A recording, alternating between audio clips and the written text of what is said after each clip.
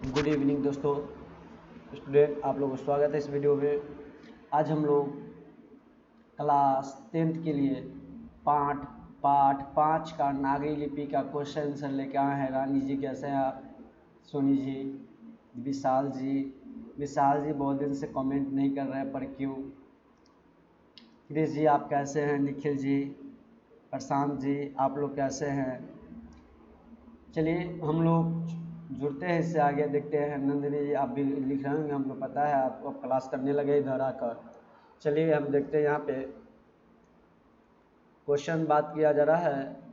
तो पाठ 5 है, नागरी लिपि है। इसका लेखक कौन है? नागरी लिपि क्या? तो नागरी लिपि का लेखक गुणाकर मूल्य है। नागरी लिपि के लेखक कौन है? गुणाकर मूल्य। इस बात को ध्यान रखिएगा, नागरी लिपि का लेखक कौन है? गुणाकर मूल्य। जब नागरी लिपि का लेखक गुणाकर मूल्य जी हैं, तो इनका एक क्वेश्चन देखिए, गुणाकर मूल्य जी हैं। चलिए पहला क्वेश्चन आप लोग के लिए कौन सा है, ध्यान से देखिएगा आप लोग। पहला क्वेश्चन बहुत इजी। आज आप लोगों को क्वेश्चन जो कराया जाएगा 1 से लेकर 7 तक कराया जाएगा, और फिर दूसरे दिन क्लास में आपको 8 से लेकर 13 14 तक, शायद है कि 15 तक है आप लोगों का।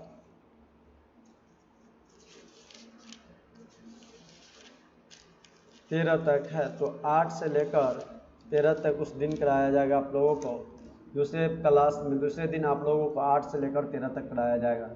चलिए क्वेश्चन देखिएगा। पहला क्वेश्चन क्या दिया गया? देवनागरी लिपि के अक्षरों में स्थिरता कैसे आया? यहाँ पर सही कर लीजिएगा आप लोग। यहाँ पे क्या होता? स्थिरता होता। इस बात को ध्यान रखिएगा। आप लोगों को यहाँ पे सही कर दिया जा रहा है, ध्यान रखिएगा। यहाँ पे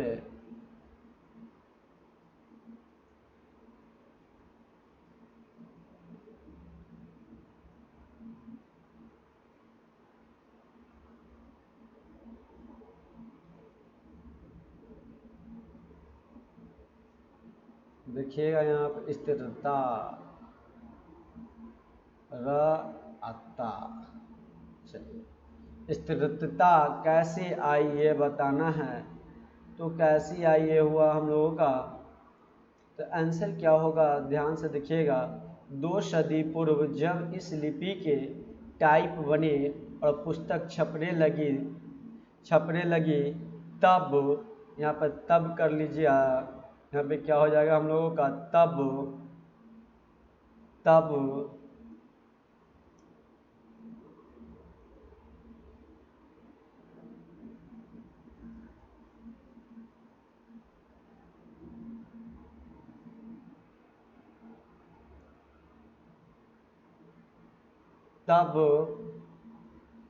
इसके अक्षरों में स्थिरता आ गई। ये आपका क्वेश्चन 1 का आंसर था, इस बात को ध्यान रखिएगा। चलिए हम लोग क्वेश्चन नंबर 2 पे चलते हैं। क्वेश्चन नंबर 2 देखिएगा आप लोग। क्वेश्चन नंबर 2 क्या होगा, यहाँ पर ध्यान से देखिएगा आप लोग। क्वेश्चन नंबर 2 पे हम लोग चलते हैं। क्वेश्चन नंबर 2 आप लोगों का था, देवनागरी लिपि में कौन कौन भाषाएं लिखी जाती है? देवनागरी भाषाएं में लिपि में कौन कौन सी भाषाएं लिखी जाती है? तो देवनागरी लिपि में संस्कृत, नेपाली, मराठी, गुजराती, भोजपुरी, मगध या नेवारी भी लिख सकते हैं आप लोग। नेवारी भी लिख लीजिएगा। नेवारी, गुजराती, नेवारी, भोजपुरी, मगध भाषाएं, आदि भाषाएं लिखी जाती हैं। मगध, मैथिली भी लिखी जाती है, लिख सकते हैं। मैथिली, गुजराती, भोजपुरी, मगधी कर लीजिएगा। मगधी यहाँ पे कर लीजिएगा आप लोग, मगधी हो जाएगा। थोड़ा सा कहीं कहीं पे हो जाता है, यहाँ पे मगधी कर लीजिएगा। आदि भाषाएं लिखी जाती है। एक और मैथिली भी है, मैथिली भी लिख सकते हैं। तो आप लोग लिख लीजिए देवनागरी लिपि में भाषा में,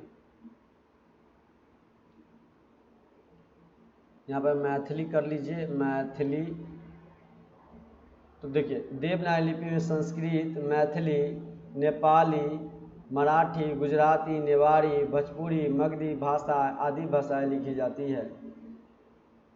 आदि भाषाएं लिखी जाती है। यहाँ पर के लिख लीजिए भोजपुरी, यहाँ पे इसको काट लीजिएगा, ये नहीं होगा आप लोगों को। चलिए सही कर दिया गया। देवनागरी लिपि में संस्कृत, मैथिली, नेपाली, मराठी, गुजराती, मगधी भाषाएं लिखी जाती है। क्वेश्चन नंबर हम लोग चलते हैं 3 पे। क्वेश्चन नंबर 3 देखिएगा क्या होगा। 3 नंबर क्वेश्चन, लेखक ने किन किन भारतीय लिपियों से देवनागरी का संबंध बताया है। आंसर देखिए लेखक ने, तो आंसर क्या होगा, लेखक ने गुप्तकालीन ब्राह्मी लिपि के तथा बाद की सिद्धम लिपियों के से देवनागरी लिपि का संबंध बताया है। यही आंसर हम लोग का क्वेश्चन नंबर 3 का हुआ। हम लोग चलते हैं क्वेश्चन नंबर 4 देखिएगा। क्वेश्चन नंबर 4 में हम लोगों का क्या होगा, इस बात को ध्यान में रखिएगा।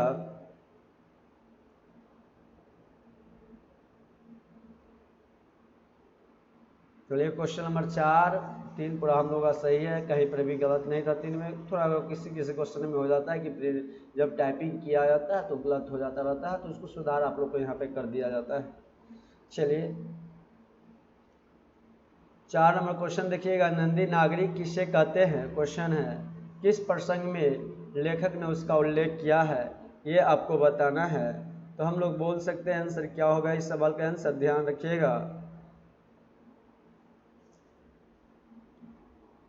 तो नंदी नागरी देवनागरी को ही कहते हैं। जो नंदी नागरी है उसे देवनागरी को ही कहते हैं। महाराष्ट्र के राष्ट्रकूट राजाओं के समय, जब महाराष्ट्र के राष्ट्रकूट राजाओं के समय नंदी नागर को नादेर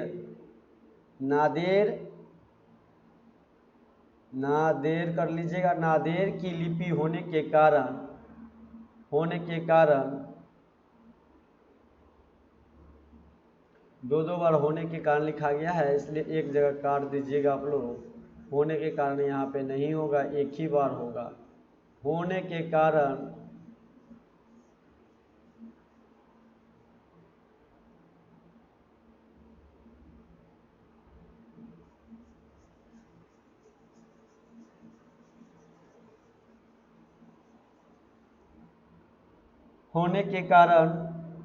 यह नंदी नागरिक कहलाने लगी, या क्या कहलाने लगी है, नंदी नागरिक कहलाने लगी। क्वेश्चन नंबर चलते हैं हम लोग 5 देखिएगा, नंदी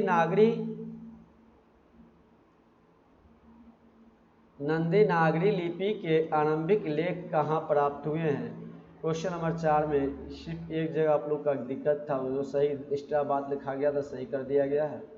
क्वेश्चन नंबर बहुत जल्द सुधार कर दिया जाएगा, एक भी आप लोगों का गलत कहीं भी टाइपिंग नहीं रहेगा। नागरी लिपि के आरंभिक लेख कहाँ प्राप्त हुए उनका विवरण दे। जो नागरी लिपि उनका आरंभिक लेख कहाँ प्राप्त हुए उनका विवरण देना है। तो नागरी लिपि के आरंभिक लेख के दक्षिण भारत में राष्ट्रकूट के राजा दंती दुर्ग के माँ कर लीजिएगा, यहाँ पे माँ हो जाएगा, इस बात को ध्यान रखिएगा।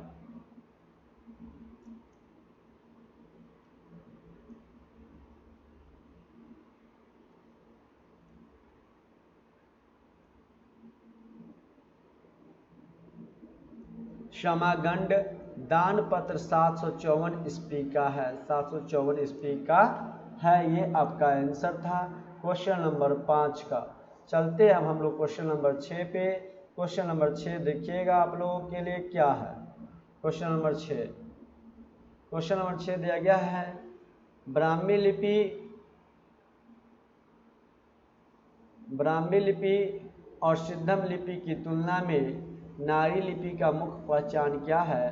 तो ब्राह्मी लिपि और सिद्धम लिपि की तुलना में नागरी लिपि की मुख्य पहचान है कि ब्राह्मी लिपि और सिद्धम लिपि के अक्षरों के सिरों पर छोटी आड़ी लकीरें या ठोस त्रिकोण हैं, लेकिन नागरी लिपि के अक्षरों पर लंबी लकीरों अक्षरों की चौड़ाई के अनुकूल ऊपर जाती है।